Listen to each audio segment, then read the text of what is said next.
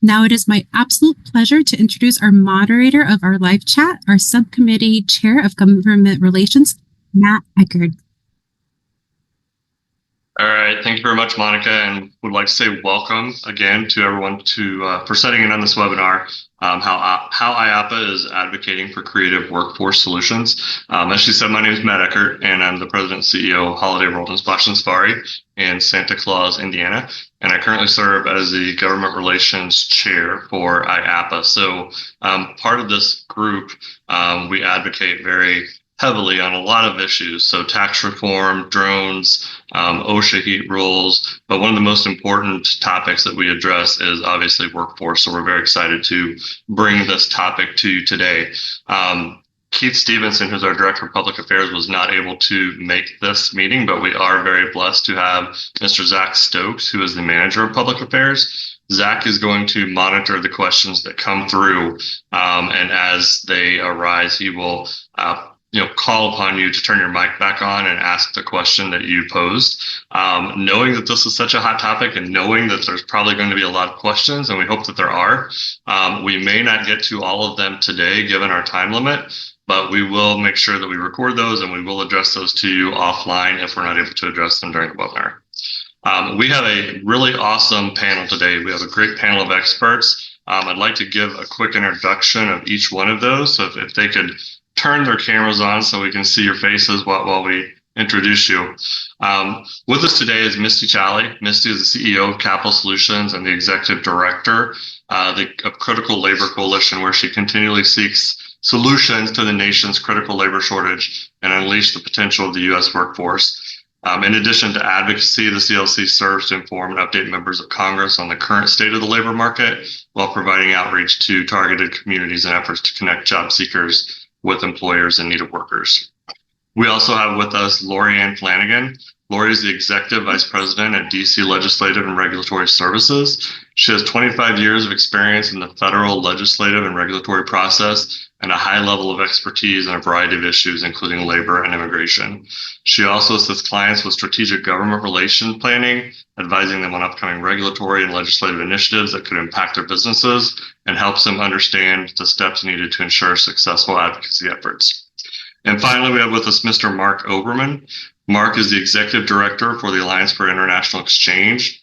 He joined the Alliance as Executive Director in 2022 after having served as the Assistant Director and Deputy Director from 2009 to 2015. Mark has nearly 20 years of experience in the NGO, association, federal, and university sectors. He's done extensive work with the U.S. Department of State and Congress, strategic communications, and organizational development. So we have a very, very wide array of talent and expertise, and very excited to bring those to you. So without further ado, we're going to turn things over to Misty. Thanks very much, Matt, and thanks to everyone for joining the call. A special thanks to Monica and Keith and Zach and Matt for allowing me to speak to you today. And thank you guys for your membership. IAPA is a very strong member of the Critical Labor Coalition. I'm going to go ahead and share my screen, and if there is an issue, just chime in and let me know. Looks like it's working there. So I'm going to go ahead and start.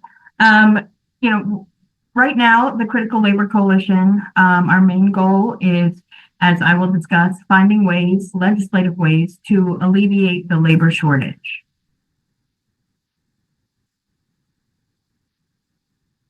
Sorry. Okay. The first question to ask is, why do we need workforce solutions? And we need them because there is a labor shortage. There's a continuing labor shortage in the U.S. It's gotten a little bit better, as you can see from the chart by the U.S. Chamber of Commerce. But still, right now, if every unemployed person in the country found a job, we would still have 700,000 open jobs.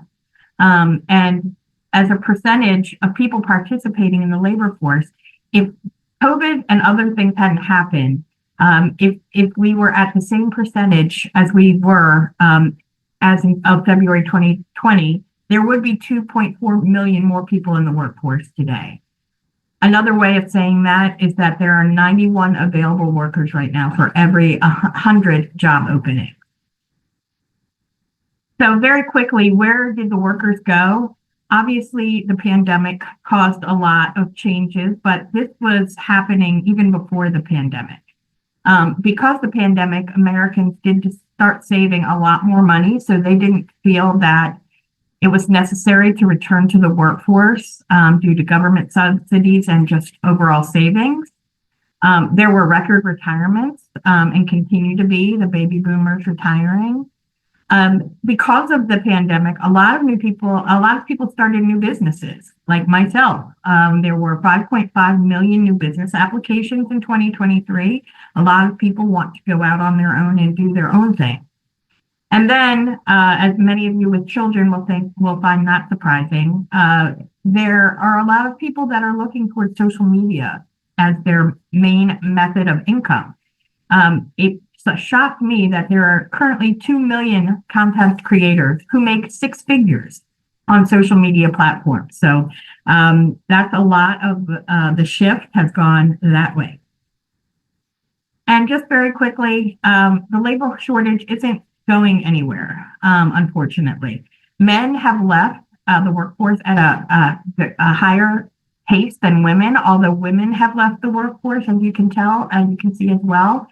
Both of those numbers have declined since 2000. And then there are just less people. And there are less people in school. There are less people to replace the people that are retiring and passing away. So we just don't have enough people to fill the labor shortage, to fill the open jobs. So that's what the Critical Labor Coalition does. We look for solutions to this labor shortage. I formed the coalition in 2022. And your organization is a great member. We have a lot of trade associations, as well as companies, employers, and different industries affected by the labor shortage that are strong participants in the coalition. And as I said, we focus on 2 specific areas, and that is tax incentives. What types of incentives will give people the opportunity to enter or re-enter the workforce? And then workforce growth. How do we grow the population? How do we get people in the U.S. to work? And how do we grow the legal workforce from the outside? And this is a list of our current legislative priorities. You'll see a lot of them have not been reintroduced in the 119th Congress. But I'm going to focus on the piece of legislation that has, and then some executive orders that will definitely impact your workforce numbers. Currently, these are our members. Again, we're very proud to have IAPA as a member of our coalition, but our members range everywhere from restaurants, hotels, to retail and contracting, and grocers and convenience stores, staffing services. And I think that just shows that the labor shortage affects every industry in the U.S. So I'm going to quickly go over what we're really focusing on right now. Because of the tax package that's going to be negotiated shortly, our top tax priority is the Work Opportunity Tax Credit. And for those of you that don't take advantage of it, I would strongly recommend you take a look at it. It's a federal program, and it encourages employers. It's a tax credit for employers to hire from certain targeted groups that face barriers to employment. And you'll see these targeted groups here: second chance workers, the disability community, veterans, lower income families, those living in empowerment zones, SNAP recipients, those communities of workers that really need an extra step to get them back into the workforce. And just a little bit of history. WOTC was passed into law in 1996 and has been extended. It's never lapsed, but it does expire at the end of this year. And I'm sure you've been hearing on the news about this tax package, and that Congress is giving priority to the expiring tax provisions contained in the Tax Cuts and Jobs Act. That was the bill that was passed by Trump in his first administration.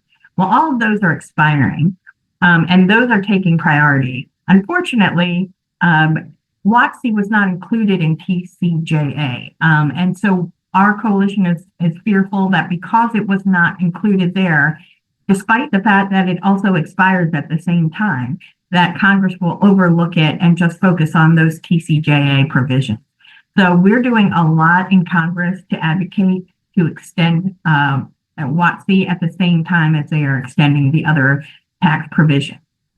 And just briefly how it works, it's not a large tax credit. And we always say, there's no silver bullet to addressing the workforce shortage. There are a little steps that we can take. So WOTC is a small tax credit for employers, but it allows the employer to get a tax credit of up to 40% of $6,000 in the employee's first year wages. So the tax credit is up to $2,400 per eligible employee being paid to the employer. It is only for the first year of employment for those covered workers. And it maxes out for those that serve at least or work at least 400 hours of service for that employer. And then it tiers down the percentage of the tax credit based on the number of hours worked by the employee. There is a bill that has been reintroduced both in the House and the Senate. It is bipartisan in both chambers, which is very important. And this bill just increases the tax credit a bit to put it in line with the current economic climate. So what it does, and it was introduced by Congressman Smucker in the House and Senator Cassidy in the Senate, and it just increases the tax credit from 40% to 50% of wages of up to $6,000. That's it. It's a small increase, but it does help. Every little bit helps. And then it adds an additional tax credit. So you don't just get $3,000, you get $6,000 if that employee works 400 hours or more. And then there's elimination of the cap for SNAP recipients. That's currently the law. Again, not part of TCJA. It's in what we call the third bucket of tax provisions because it's TCJA takes priority and then the president's priorities. And then this is kind of in that third bucket with a lot of other important things like SALT and other things, but still, with the focus on the cost of tax packages, we are concerned that this will not be reduced. And then finally, what you've probably been hearing a lot about is a reduction in workforce because of executive action. And I could do a whole presentation on this, and Keith heard one earlier this week, but I'm just going to go over them very briefly. And again, this is not Congress. This is directly from the White House. And so there are a lot of lawsuits as a result of this. But first is the White House's order to terminate TPS, that's temporary protected status for individuals from specific countries because of problems that those countries had. Recently, the White House terminated TPS for Venezuelans and Haitians. And those numbers in the parentheses are the numbers of workers in the U.S. right now that are working through TPS for U.S. companies.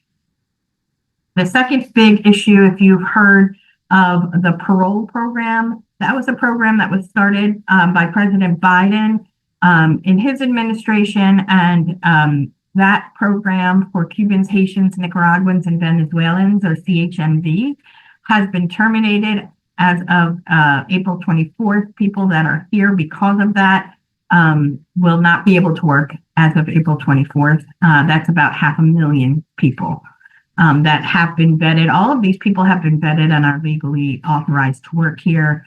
So that is a concern. And then third, the expansion of expedited removals. Expedited removals allow immigration officers to quickly deport somebody that is undocumented and without a hearing. The current law is that it's used for people within 100 miles of the border and within 14 days of arrival. The plan is to expand that expedited removal to anywhere in the country against any undocumented person who hasn't proved that they have been in the U.S. continuously for 2 years. Now, this is not current law, but this is something that they are looking at. Well, and have done despite a bunch of legal battles. And then very quickly, and this is the last thing, work permit reauthorization. If you all have employees that are here through work permit right now, the law is, let me go back. The law was that if their work permit expired, they had 180 days between the renewal, the end of their initial work permit and their renewal to work. They could work while they were waiting for their work permit to be renewed because of the huge backlogs in processing. Well, because the backlogs take years in some cases, President Biden expanded that rule to 540 days. So now if you have an employee, they now have 540 days in between the time when their work permit expires and they get their new work permit. Earlier this year, and this is a congressional action, Congress introduced a resolution to return that back to 180 days. So again, these are legal workers that will not be able to work after 180 days. They're allowed to stay in the country, but they can't work. And so these resolutions, and we lobbied pretty heavily on this, were kind of pulled from the calendar, but only because the White House had noted that they wanted to take up this issue and they should let the White House and the administration take care of it instead of Congress. So stay tuned for that one. But again, these are all reasons why there's going to continue and get in an exacerbated work shortage for you and your colleagues that own businesses in the U.S. So I hope I haven't gone over. My apologies if I haven't. You can scan the QR code to visit our website. My email is there. I think it'll be at the end of the presentation. And again, thank you all for joining. I'm happy to answer any questions at the end of the presentation. All right, thank you very much, Misty. That was a lot of great information. And again, a reminder, if you guys have any questions, please go to the chat section within Zoom and ask your question. Zach can moderate and facilitate those questions throughout and at the end of the session. All right, we would like to now move on to Lori. Great, thanks so much, Matt. And thanks all of you for taking the time out of your day to be on this call, and to Monica, Keith, and Matt for inviting me here.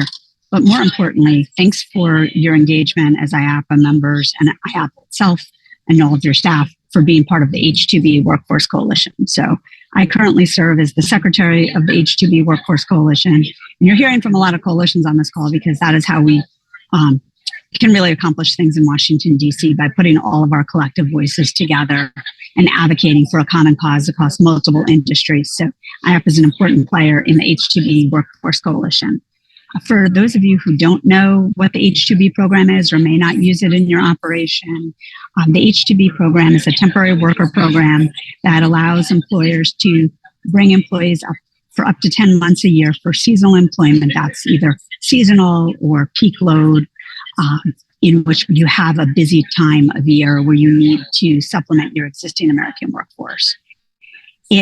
These are non-immigrant workers. They come for just a limited period of time and they go home. And the program involves 4 government agencies: the State Workforce Agency, the U.S. Department of Labor, U.S. Department of Homeland Security, and then the Department of State issues the actual visas to the H-2B workers as they are coming into the United States to go work at your sites. Before I talk a little bit about what's going on policy-wise with H-2B, I want to give you a little bit of history of where we've been with having the Trump administration in office previously. We have a lot of new players in the administration, but we do have some history of this program and where it was with the current administration. So what we do know is there's really a mixed bag within the administration, with some folks really understanding the importance of the H-2B program and advocating for it and for additional workers. And there are others in the administration that are very opposed to it. So, for example, there are folks in the administration that were involved in authoring the Heritage Foundation Project 2025 proposal that is supposed to be a guide that was put together for President Trump and with his new administration. The Project 2025 proposal said that the administration should not allow any additional H-2B visas, any supplemental H-2B visas beyond the minimum that's in the law. And we know that there are folks in the White House who've adamantly opposed the program, but we know the president has used the H-2B program in some of his own operations on the business side. We also know that Secretary Noem, when she was governor of South Dakota and when she was in the House, had been an advocate for both the H-2B program and the J-1 program that Mark is going to talk about because of the importance to tourism in South Dakota. And Secretary of Labor, Secretary Chavez DeRemer, she had been involved in a House Agriculture Committee study on the ag workforce and a similar program to the H-2B program, the H-2A program that's geared at agriculture. It also recognizes that there is some connection between the A program and the B program. And where we have been is the H-2B program is really expensive, complicated to use. As I mentioned, you have to go through 4 government agencies before you can get your workers. But it does work, but for one fundamental flaw. And that flaw is the program is capped at 66,000 workers per year can come into the country on H-2B visas. And that 66,000 cap is divided into 2 halves of the fiscal year. So for most IAPA members, it's really focusing on workers that are coming in after April 1st for the spring and summer seasons. But in other areas of the country, you may be bringing in workers during the winter season. But 33,000 for each half of the fiscal year is not anywhere near the economic demand in a strong economy with low unemployment in jobs that a lot of Americans are just not willing to do. So the H-2B Workforce Coalition, which again, IAPA has been a longtime member of the coalition, has advocated for a long time to have cap relief. So to look at ways to increase that cap. And in absence of big immigration reform or even a freestanding H-2B reform bill, which we do support long-term permanent reform, but in absence of real opportunities to get that reform, we've looked to the annual spending process. So Congress has to appropriate funding for all federal departments and agencies every year, or there's a government shutdown.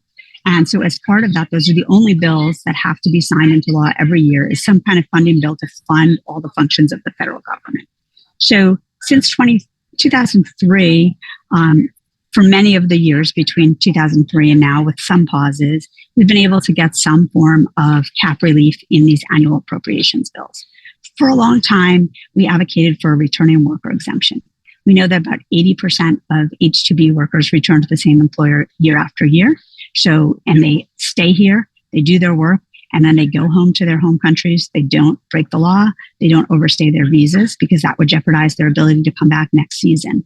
And all of these workers have ties to their home countries, families, and they use the money they earn in the U.S. to provide for their families, support their communities, build a house, send their children to school, all of those different things.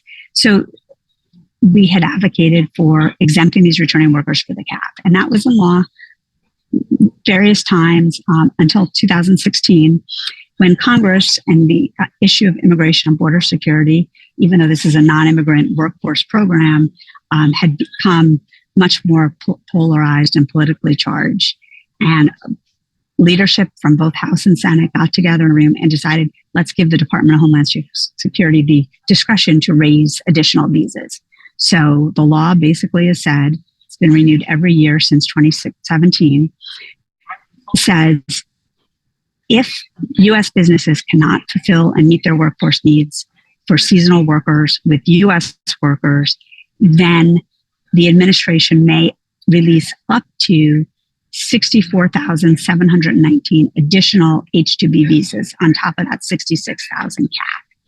And so in the first year that this was really enforced in 2018, President Trump released 15,000 of these supplemental visas, which did help plug some of the demand, but there were still people who were shut out of the program who did all the right things but couldn't bring in workers under the program because of the cap. In 2019, President Trump released 30,000 supplemental visas, and he announced his intention in 2020 to release 35,000 additional H-2B visas. But then COVID hit, the economy shut down, and that was put on pause.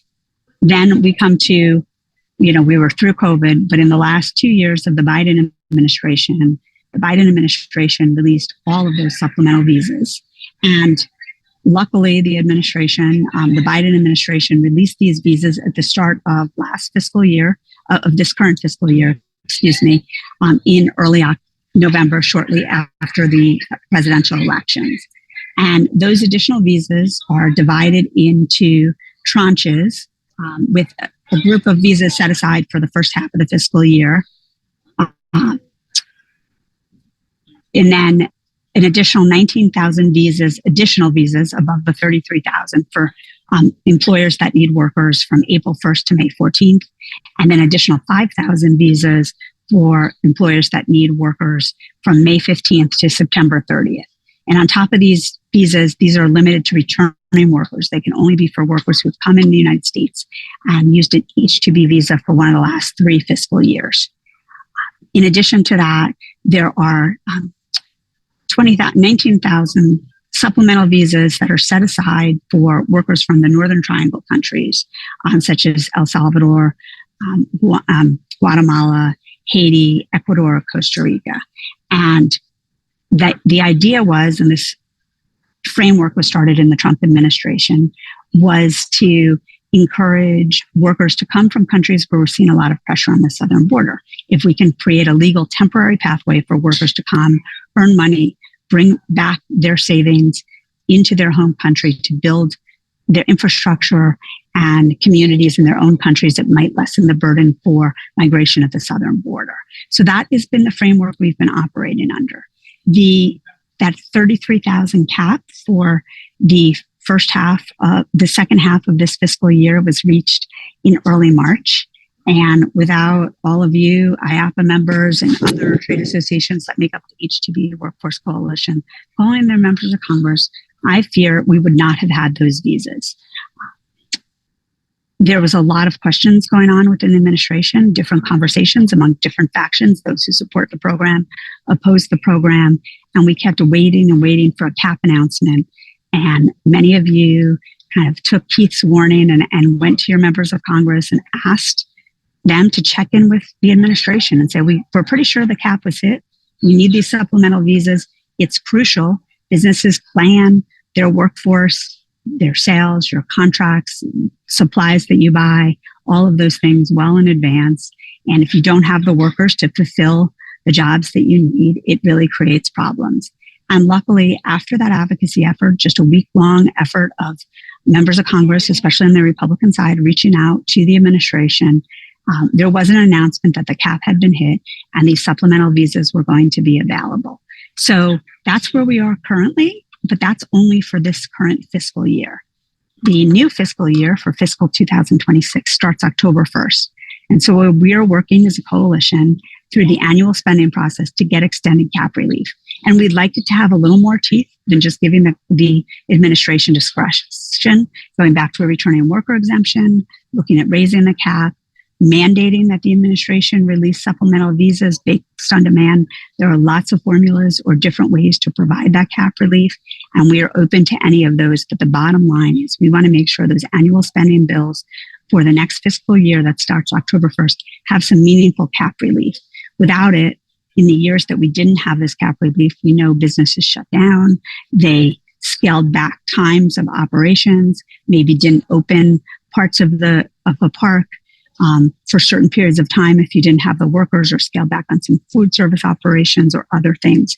So please continue to advocate when you get those requests from Keith and other members of other staff from IAPA to weigh in with your senator or your representatives. It really makes a difference.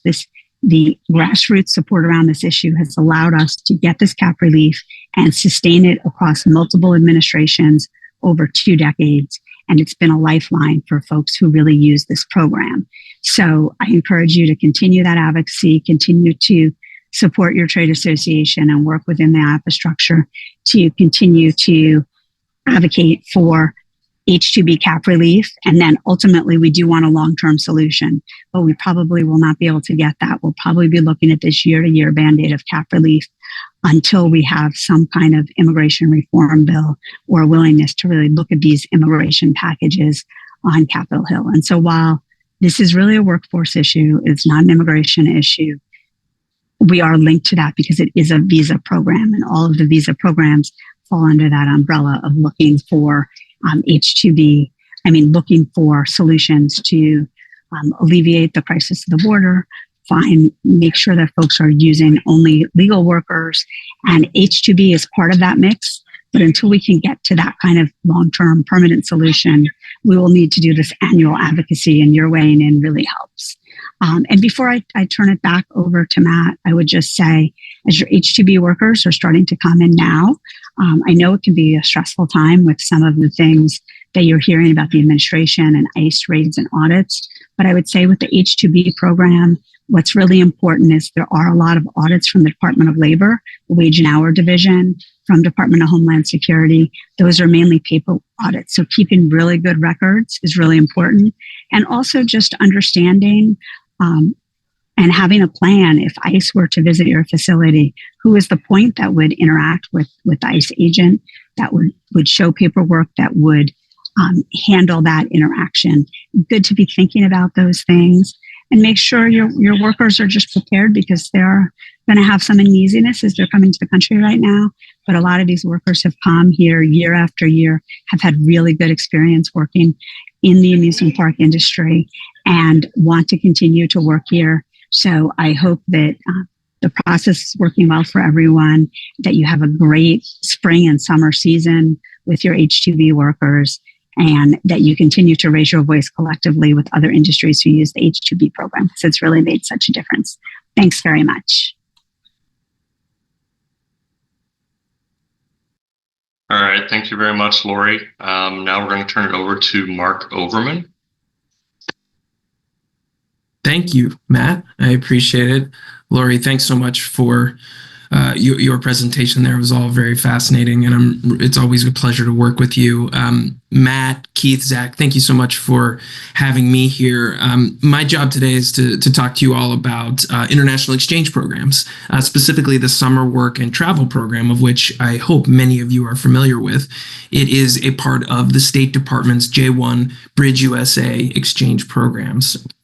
And I'm really grateful not only to be here today, but for the ongoing partnership that the Alliance for International Exchange and the international exchange field has had with IAPA and the entire global attractions industry. As I'll get into in just a minute, our ability to partner has been crucial to the success and continued viability of J-1 exchange programs, including the summer work and travel program, our ability to fight back some challenges that have been to the program.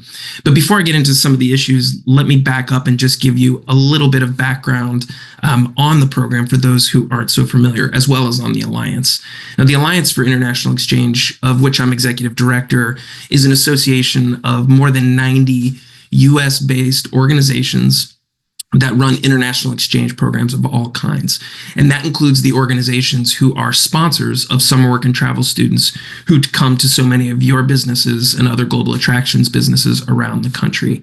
So our work at the Alliance is to represent the interests of our member organizations. And in this case, our members who run the summer work and travel program recruit students from abroad to come on the program, place them at your businesses throughout the summer, and support them throughout their stay in the US. The Summer Work and Travel Program is one of many exchange programs that the Department of State runs. And the department runs basically two different kinds of exchanges writ large.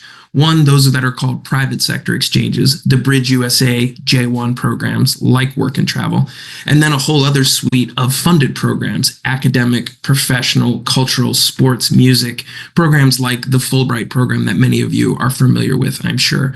So our work is to support this entire array of exchange programs that bring students, scholars, researchers, professionals, artists, musicians, athletes, etc., to the US, as well as send Americans abroad on all kinds of different programs.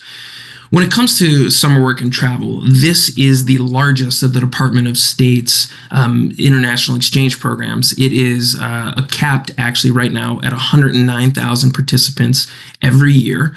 And to participate in the summer work and travel program, participants must be currently enrolled college students in their home countries. So the program is really very specifically meant to target these up and coming leaders, students who are going to go on to do really interesting things in an array of fields in their countries, in their careers once they graduate. The reason for the program, of course, is to push forward America's public diplomacy goals, our international affairs goals, and frankly, to make friends around the world with young people at this moment in time where they want to travel, they want to see the U.S., they want to improve their English skills. And what better way can they do that than by coming to the U.S. for 3 to 4 months, visiting incredible communities, working a job, interacting with Americans. I mean, Matt, I can't think of a better cultural experience than going to Santa Claus, Indiana, working at Holiday World, and really understanding what the U.S. is all about and the amazing people that are Americans. So summer work and travel participants, of course, spread across the U.S. in tourist destinations every summer, as well as our winter at ski slopes, many South American students coming for that.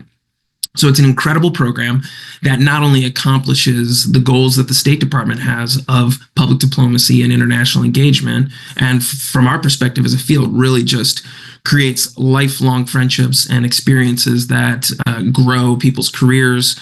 It also really contributes to all of your businesses, not just the global attractions industry, but so many different industries as well. And we think that's such an incredible benefit of the program as well. It not only achieves its international exchange goals, but also has incredible economic benefits for U.S. communities and businesses.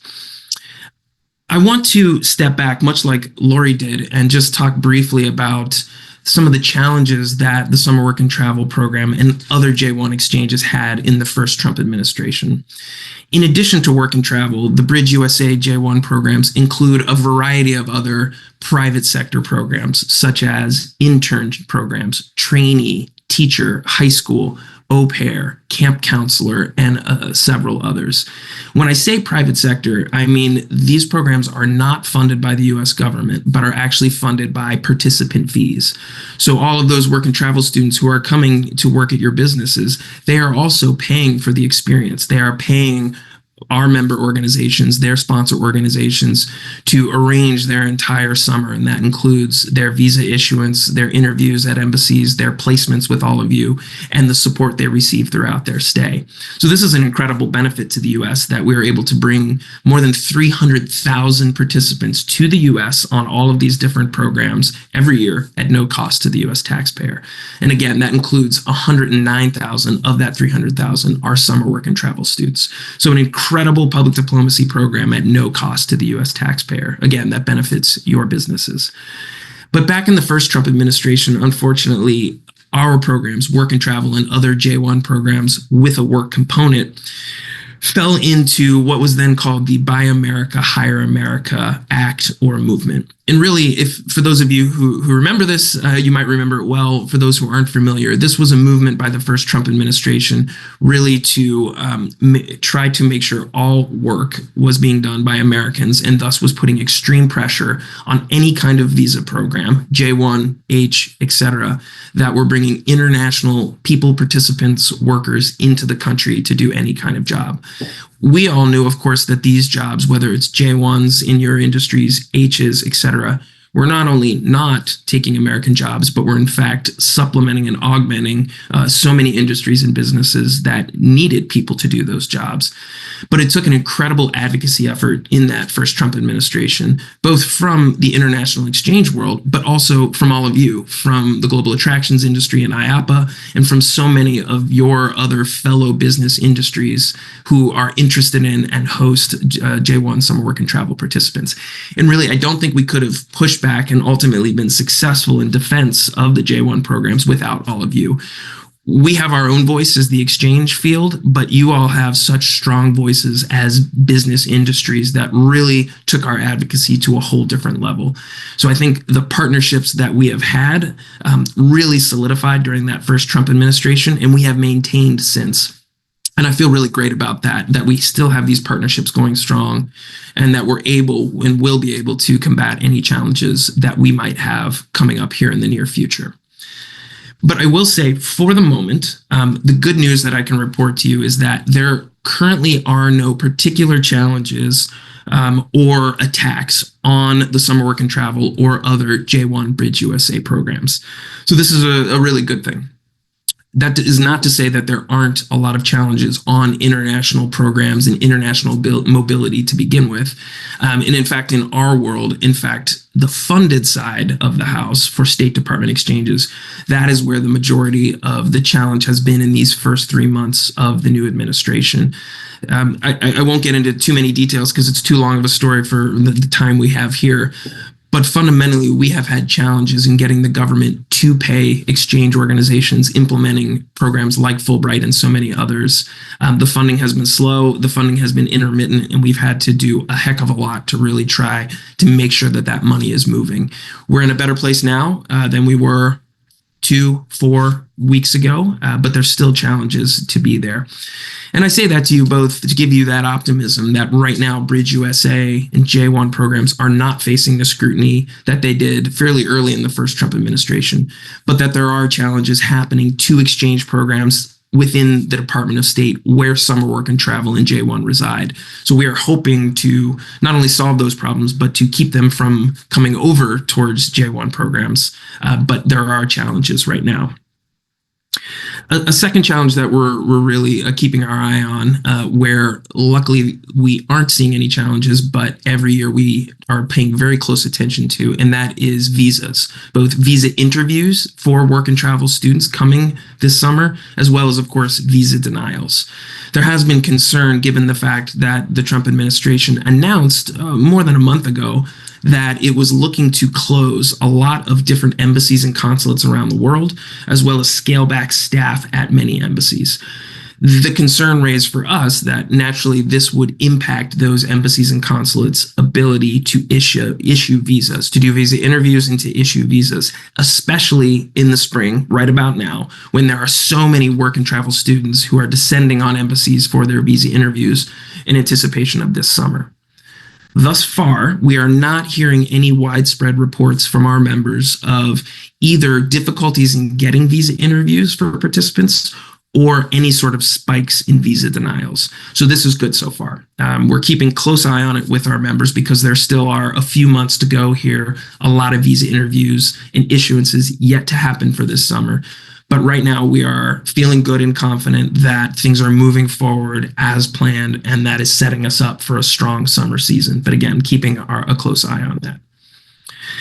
Another challenge I wanted to raise, and I'm sure many of you have seen it in the media, again, not directly applicable right now to J1 programs, but is something in the Alliance's world that we are very concerned about and working on. And that is the revocation of visas of international students around the country.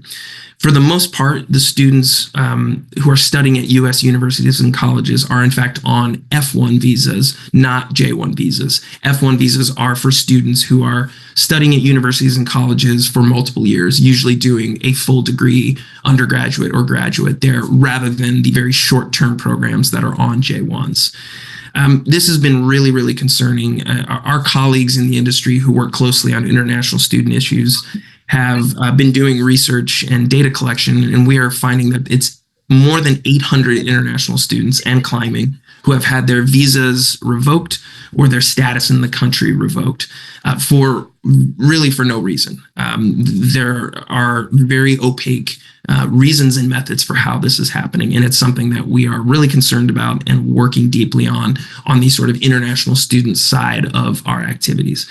Again, we have not seen this being an issue in the J1 world, and I hope it will not be. But as always, we are very concerned about something that might be happening in one place, potentially bleeding over into another. So I don't mean to be alarmist here. We look forward to what I think will be a very successful summer. But in the interest of sharing information, I just want you all to be aware of the kinds of issues that we are dealing with in the field and that various parts of the international exchange world are seeing.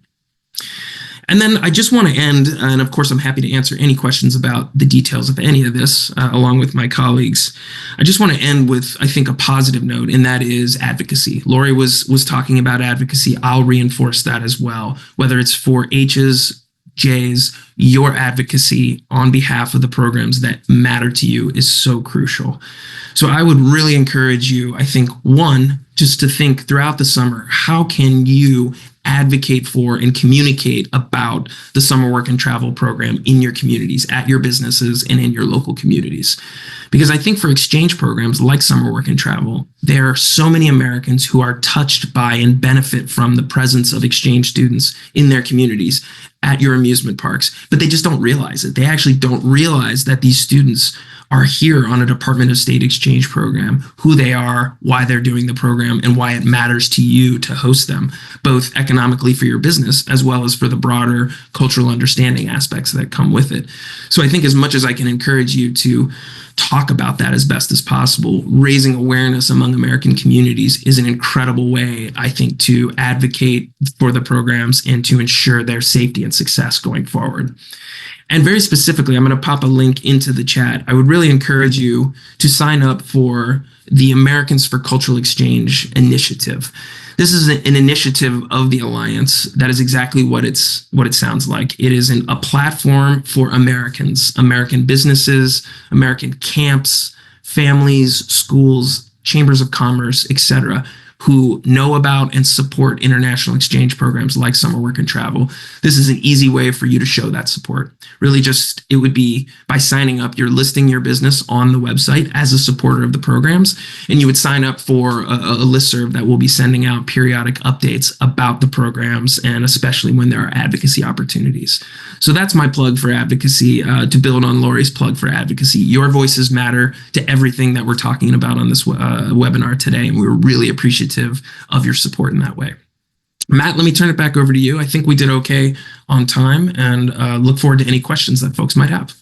Yeah, we did great on time. Before I kick it over to Zach for questions, I'll just kind of piggyback off of what Mark said. We started our J1 program here, the Bridge program, 2 years ago. We actually built a dorm. So for us, we have about 2,200 seasonal employees. So obviously it does accomplish, the two facets that Mark mentioned. One, it does help from a workforce standpoint, and the economic impact has been great.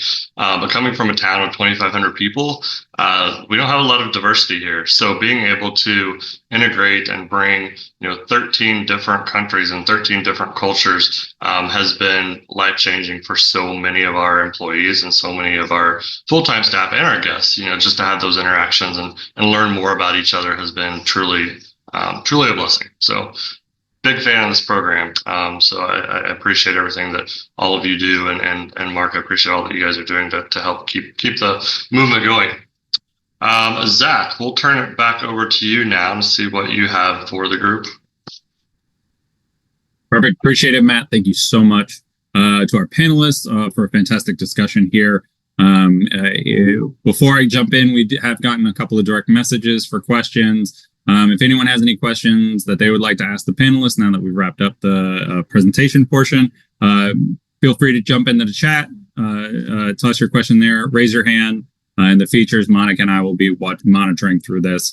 For the first one to get us started, Misty, this one is for you, coming in. What is the status on the tax package and the reconciliation process that we've been seeing? Where is Congress at in terms of that? And what can we be expecting for the workforce portion? All right. Thanks for the question, Zach. Can you hear me okay? Yep. Hear you great. Thank you, Misty. Great. Yeah, so if you all haven't found out already, the tax package that was passed by the House and then amended by the Senate was passed by the House earlier today. So the budget is done, and now the job is of the different committees in the House to figure out how to divvy up that money and what to spend it on. And that's where the reconciliation bill will come from, and the big tax bill that everybody's been talking about for months. And so I think the speaker said he'd like to get it done by the end of May, but I don't see that happening. I think, by August recess. But right now is when the committees really start working on the provisions of the reconciliation bill.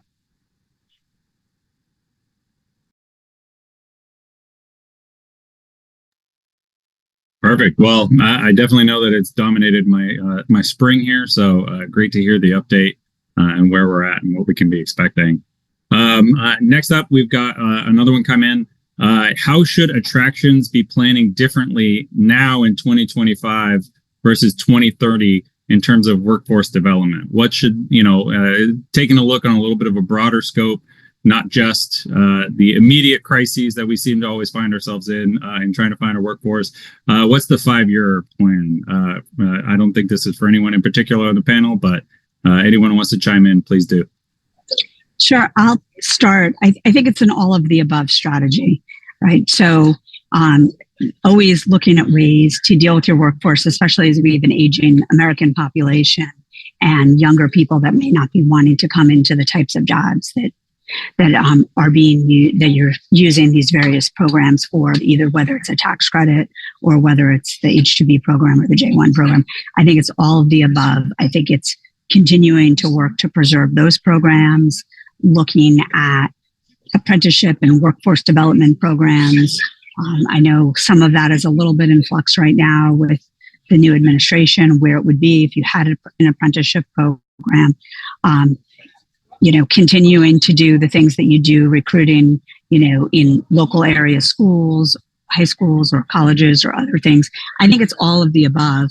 And really, I think the most important thing is understanding what your workforce needs will be, and then trying to look at all of the different pieces that could put together to really solve the workforce issues. And I think a big part of that needs to be a comprehensive solution on the workforce and immigration programs, which is something that Congress has not been able to do for quite a while. I don't see it in the near future, but looking in the long term, we still never want to back away from immigration reform and creating more sustainable work visa programs that are free from some of the challenges that we currently are facing. I appreciate it, Lori. Mark, anything concept for 5-year outlook? It's a great question. It feels beyond my pay grade here, coming from the exchange world. So I appreciate it, Lori. I think, just to say that from the summer work and travel perspective, as I mentioned, it has been capped at that 109,000 for more than a decade for a lot of complex reasons.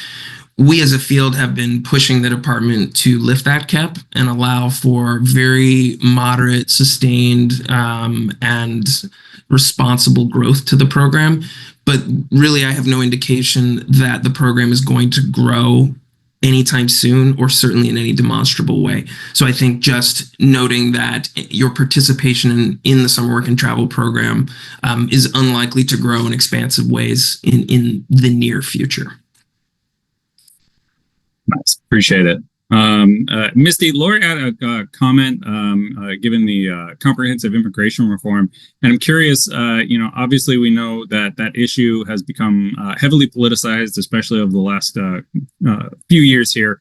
How are companies, and more importantly, how is the Critical Labor Coalition handling those discussions? How are you navigating between the two parties and what seems to be a very large gulf on this issue? Thanks for that question. I think right now it is a very sensitive issue. It's been for a while. And a lot of the answer we've been getting from the right side of the aisle has been, we need to deal with the border first. And that's always been the response. So through this reconciliation package, it does appear that they're going to be dealing with the border. So I do think there is a window of opportunity to get something done after that.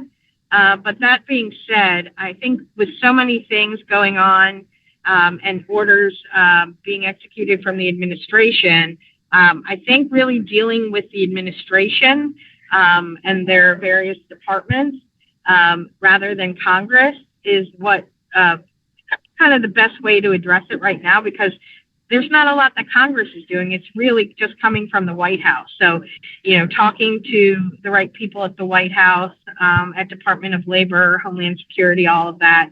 I think that's the best way to go for right now.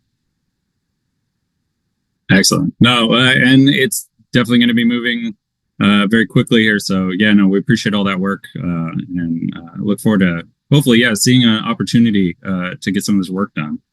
I see we're almost out of time. I do want to see if we can grab one more quick question in here.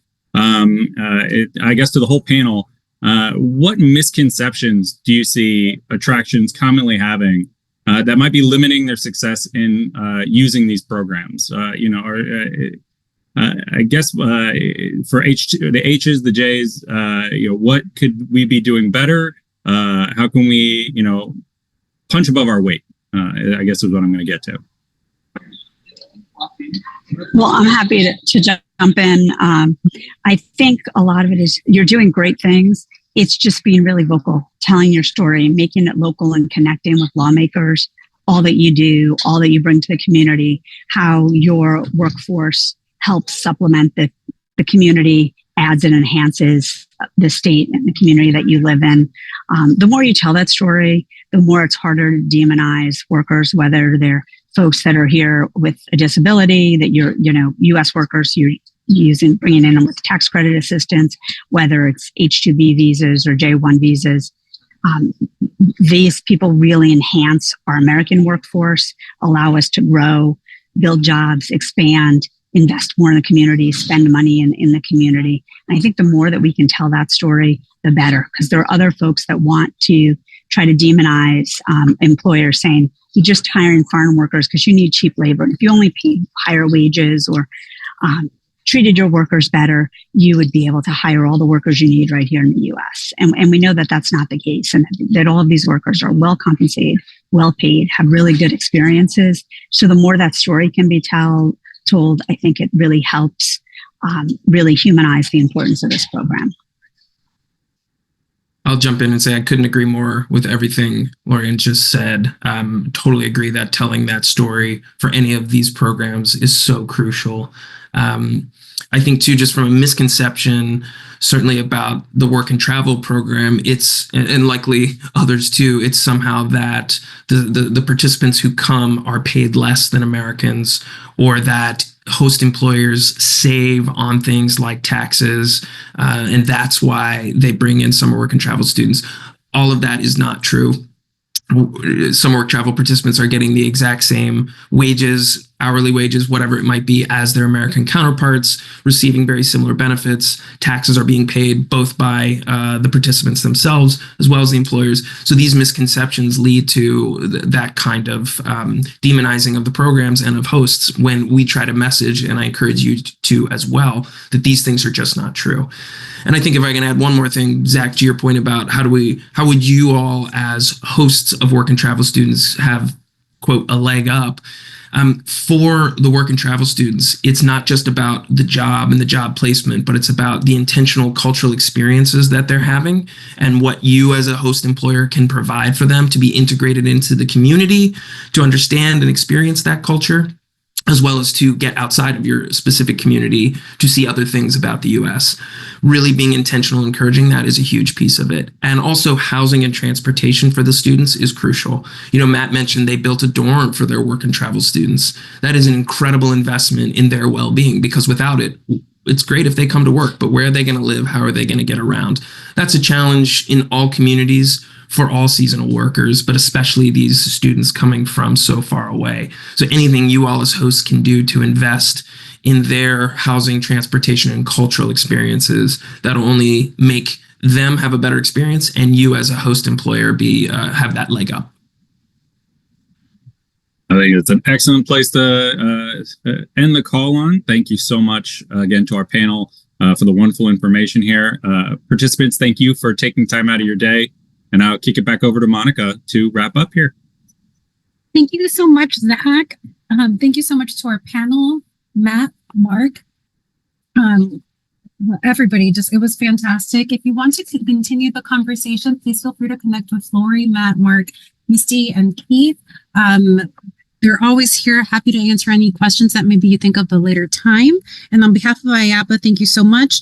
Make sure you check out other events that we have on IAPA.org under our calendar. We hope to see you soon. Take care now.